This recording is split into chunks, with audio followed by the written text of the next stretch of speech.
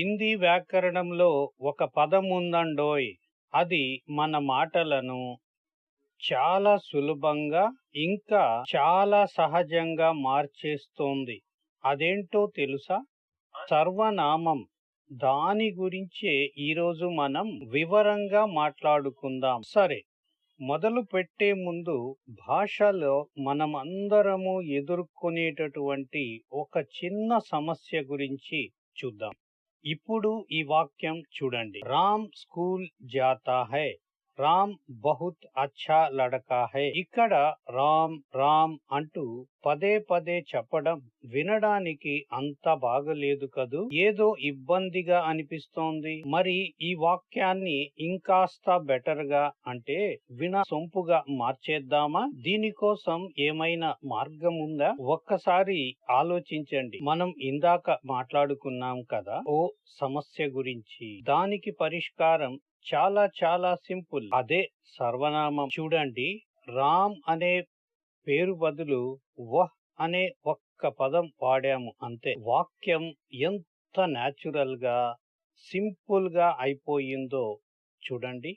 ఆ రిపిటేషన్ సమస్యే లేదు కదా. చూసారా, ఒక చిన్న మార్పు ఎంత పెద్ద తేడా తెచ్చిందో. ఇంతకీ ఈ సర్వనామం అంటే ఏమిటి? దాని అసలు నిర్వచనం ఏమిటో చూద్దాం రండి.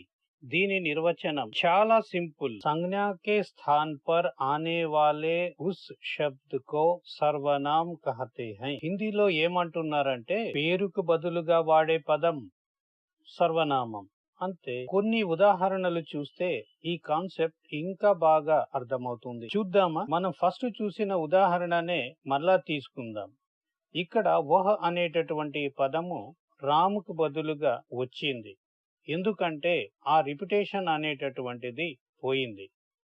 మనం తెలుగులో చూసినట్లయితే రామ్ పాఠశాలకు వెళ్తాడు, అతను మంచి విద్యార్థి. ఇక్కడ అతను అనేటటువంటి ఆ సర్వనామం రామ్ బదులు వచ్చింది. అంతే కదా. అది హిందీ అయినా తెలుగు అయినా రూల్ ఒకటే. మరో ఉదాహరణ చూ. మై ఆజ్ పఢాయి కర్ రహా హూ. నేను ఈరోజు చదువుతున్నాను. ఇక్కడ మై లేదా నేను అనేది ఎవరైతే ఇక్కడ మాట్లాడుతున్నారో వారి పేరుకు బదులుగా వాడుతూ ఉన్నాం.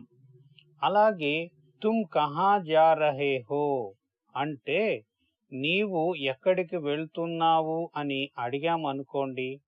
ఇక్కడ తుమ్ లేదా నీవు అనేది మనం ఎవరితో అయితే మాట్లాడుతున్నామో వాళ్ళను సూచిస్తోంది. హమ్ సబ్ దోస్త్ హై. దీని అర్థము మేము అందరం స్నేహితులం.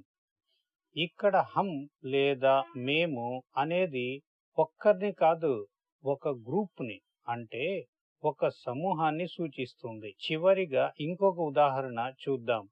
యహ్ మేరా ఘర్ హై అంటే ఇది మా ఇల్లు.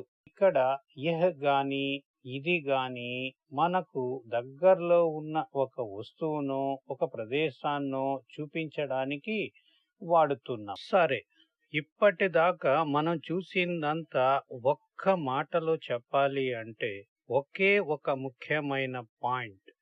అదేంటంటే ఇది సింపుల్ గా గుర్తు పెట్టుకోవచ్చు. నామవాచకమేమో పేరును చెబుతుంది, సర్వనామమేమో ఆ పేరు స్థానంలో వచ్చి నిలుస్తుంది. అంతే, మొత్తం కాన్సెప్ట్ ఇంతే. Very simple. ముగించే ముందు ఒక్కసారి ఆలోచించండి. ఒకవేళ ఈ సర్వనామాలే లేవనుకోండి, అప్పుడు మన మాటలు ఎలా ఉండేవి? ప్రతి ఒక్కరి పేరు, ప్రతి వస్తువు పేరు అన్నీ ఇలా రిపీట్ చేస్తూ మాట్లాడవలసి వస్తే అబ్బా, మన భాష ఎంత గజిబిజిగా వింతగా ఉండేదో కదా.